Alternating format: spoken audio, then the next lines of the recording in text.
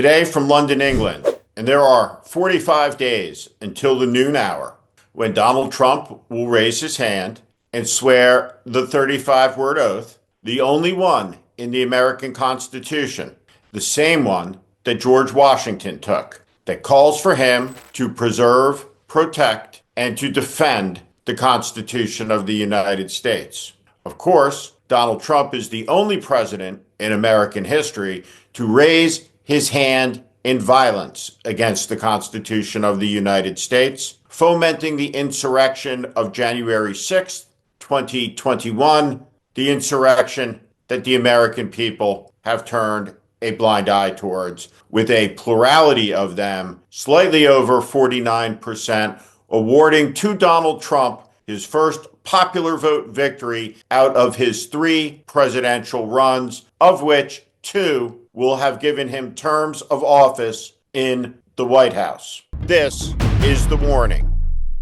There is a chill descending over America's corporate newsrooms, and it must be talked about because each day it will get colder and colder and colder until the depth of winter. And there, what corporate newsrooms will produce is the blandest of farina, designed to do one thing, which is to not make Donald Trump upset.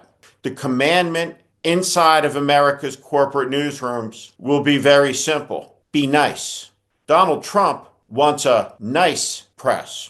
How will the press cover Elon Musk? How will they cover Vivek Ramaswamy? How will they cover Donald Trump? We have indications, and they are most alarming.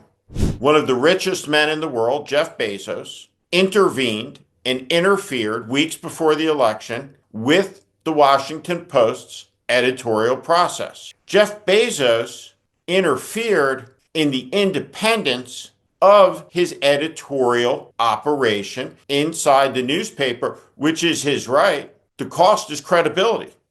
You see, access to the powerful is not a prerequisite for covering them. Access to power is a prerequisite for being next to power.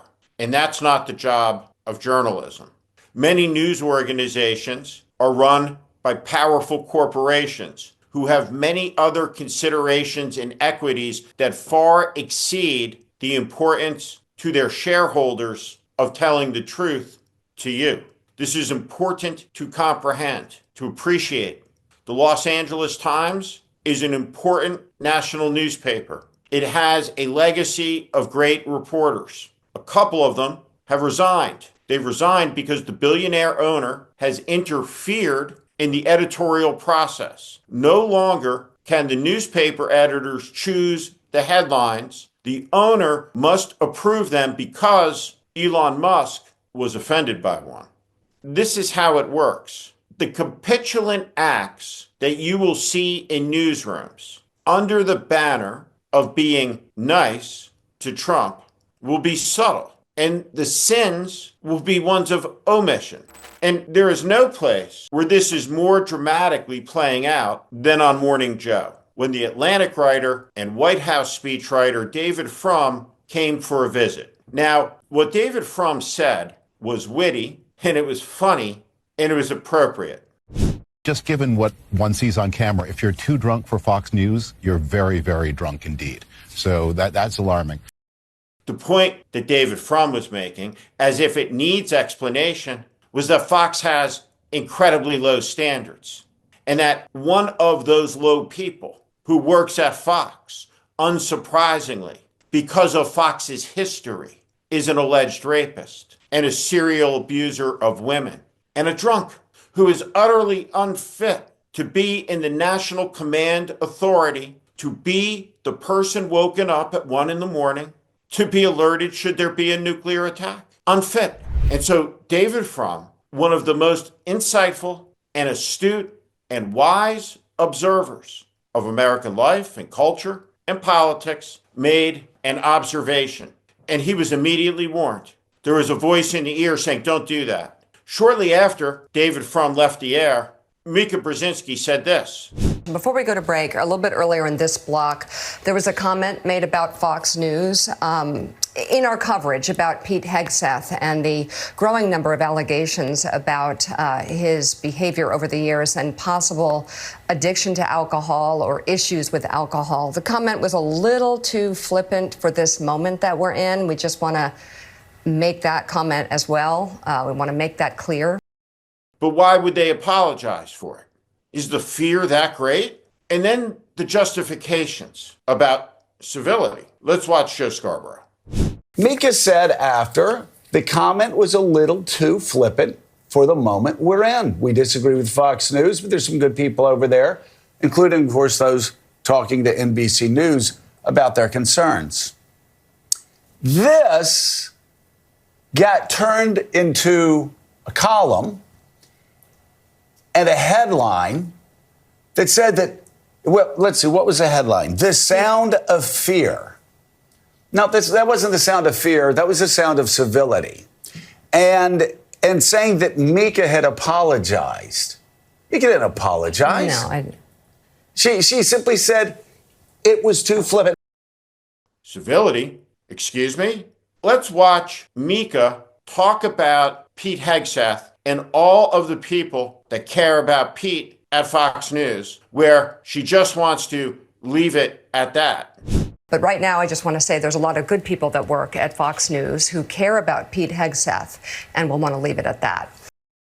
Why is Mika Brzezinski apologizing to Rupert Murdoch's lie machine? Why is she personalizing what David Frum said and kowtowing to an institution? Why are they intimidated? The accommodations to come will all be justified as necessary, particularly by the people who make them. Running a newsroom in America is about to become a very serious job. The lighthearted age of nonsensicalness has ended. There will be real, constant, and significant pressure. The job will require fortitude, and it is a job. The job requires the ability to sit under threat and to speak truth to power without fear or favor. The show is becoming a cancer on the credibility of NBC News and an insult to the fortitude of people like Nicole Wallace and Rachel Maddow and everybody else who is modeling fearlessness in the face of intimidation, including from an FBI director designate who has promised to lock up journalists. If you are a member of Congress and you fear for your life because of the threats and the intimations of violence in the air, and you cannot perform your duties require you to resign. If you are a journalist who cannot pursue the truth, who cannot look into the camera without being intimidated, without showing fear or favor, then you must step away. What we are witnessing is unsightly because cowardice is. It's uncomfortable, especially when it's dressed up as something virtuous, and we know it's not. The most important quality in the opposition to what will be coming is fearlessness. The idea that because Trump has won and because he has blustered, we must lay down and kneel must be rejected. It is inappropriate for people like Anthony Fauci to accept a pardon for doing nothing wrong out of fear. It is wrong for Liz Cheney to accept a pardon for doing nothing wrong out of fear for doing her duty. It is a submission that is deeply wrong. And so when Joe Biden talks about giving pardons preemptively to these people, they must reject it, because if they accept it, they will cut themselves off from the people that admired them with special privilege that those citizens who followed them will not enjoy, but who will be called upon to rise up and to resist, at significant cost perhaps, abuses of civil liberties, the likes of which will be unprecedented in this country if the president-elect does what he says he will do. And here is the thing, and here is why this matters above all else. And here's why Joe and Mika matter, and the space they occupy matters. There is no person ever who has promised to do the things that Donald Trump has promised to do, who upon taking power didn't do them. None, ever. So there is fear, and we're seeing it, and it's unsightly, and the American people deserve better. What they deserve is truth-telling. This is The Warning. I'm Steve Schmidt. This is The Warning, and I invite you to subscribe on our Substack, on our YouTube channel. Follow us. Welcome to the community.